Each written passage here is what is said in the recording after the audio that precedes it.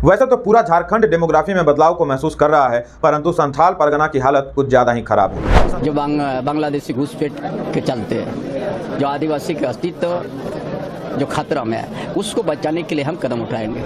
लेकिन अब नसीम ने बच्चों के साथ शिवानी को घर से निकाल दिया। इतना ही नहीं, शिवानी के साथ मार पीट कर उसकी जमीन भी अपने नाम करा ली। अब शिवानी ठगी हुई महसूस कर रही है। ऐसे में जनजातीय लड़की से विवाह के बाद चाहे लड़का हिंदू हो या नहीं हो, नियमतः उसे प्रॉपर्टी मिल जाती है। मुस्लिम समुदाय के अनेक युवक शादीशुदा होने के बावजूद जनजातीय युवतियों को प्रेम जाल में फंसाकर निकाह कर लेते हैं। सबसे खतरनाक बात यह है कि इनमें से कई मुस्लिम प्रतिबंधित PFI से जुड़े हुए हैं। मुसलमानों की आबादी दिन प्रतिदिन बढ़ रही है और वहां भारत सरकार को हस्तक्षेप करना चाहिए। साल 1951 की जनगणना के अनुसार संथाल परगना में आदिवासियों की संख्या 44.67% थी, मुस्लिमों की संख्या 9.44% और अन्य लोगों की जनसंख्या 45.9%।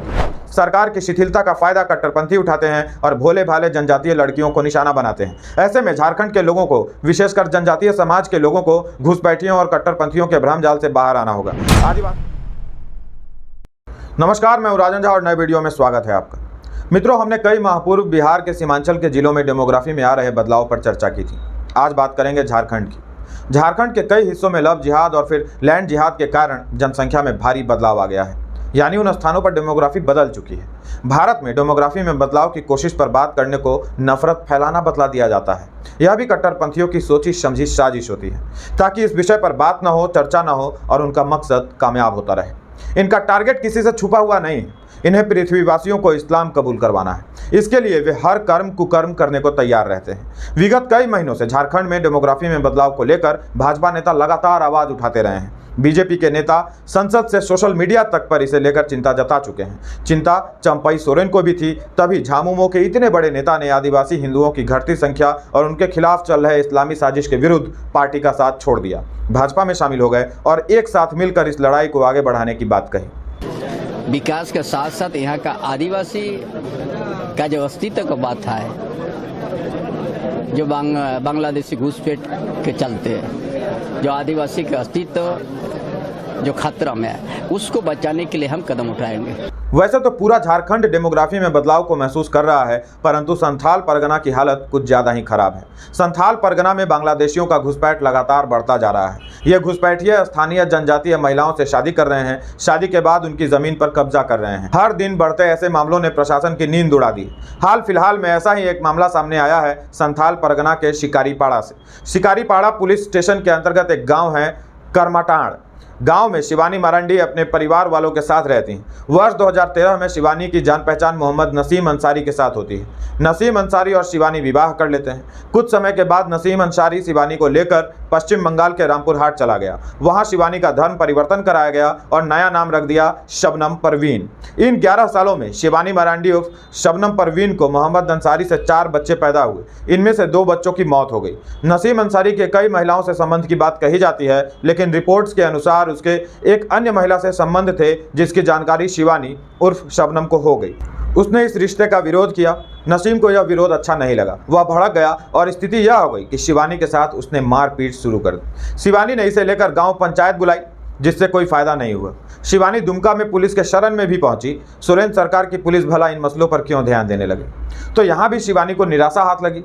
लेकिन अब नसीम ने बच्चों के साथ शिवानी को घर से निकाल दिया।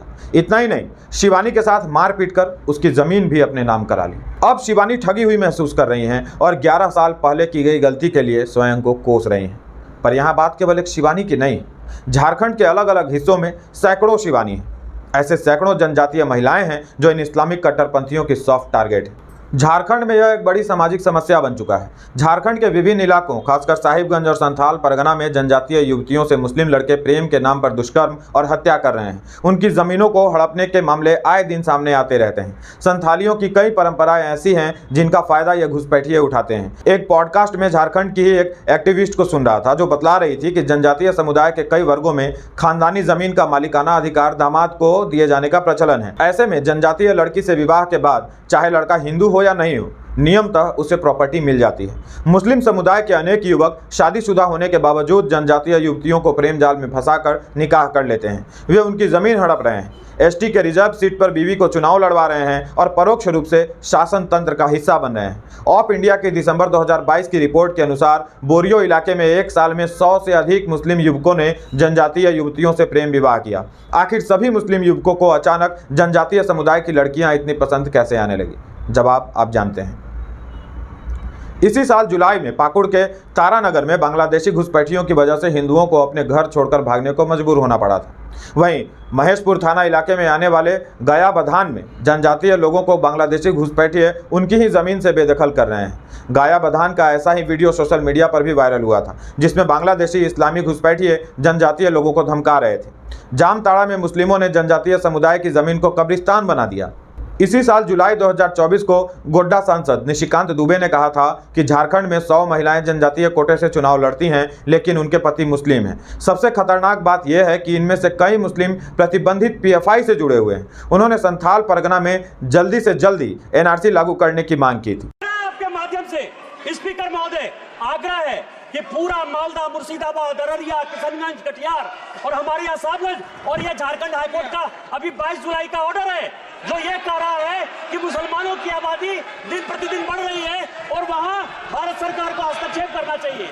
यह जितना किशनगंज, अररिया, कटिहार, मालदा, मुर्शिदाबाद और पूरा संथाल बना है, इसको यूनियन टेरिटरी बनाइए, नहीं तो हिंदू खाली हो जाएंगे। एनआरसी लागू करिए। सांसद निशिकांत दुबे ने कहा कि प्रत्येक जगह 15 से 17% वोटर बढ़ते हैं, पर हमारे यहाँ 123% वोटर बढ़ गए। मेरे लोकसभा क्षेत्र में आने वाले विधानसभा में लगभग 267 बूथों पर मुस्लिमों की आबादी 117% बढ़ गई है। मित्रों, इन बातों को नजरअंदाज नहीं किया जा सकता। साल 1951 की जनगणना के अनुसार संथाल परगना में आदिवासियों की संख्या 44.67% थी, मुस्लिमों की संख्या 9.44% और अन्य लोगों की जनसंख्या 45.9% थी। साल 1971 में आदिवासियों की संख्या में गिरावट हुई और इस साल संथाल परगना में आदिवासी 44.67 से 36.22% पर आ गए। मुस्लिम 9.44 से बढ़कर 14.62% हो गए। साल 2011 की जनगणना के मुताबिक संथाल परगना में आदिवासी घटकर करीब 28% पर पहुंच गए। वहीं मुस्लिमों की संख्या में जबरदस्त बढ़ोतरी देखी गई। मुसलमान यहां बढ़कर 22.73% तक पहुंच गए।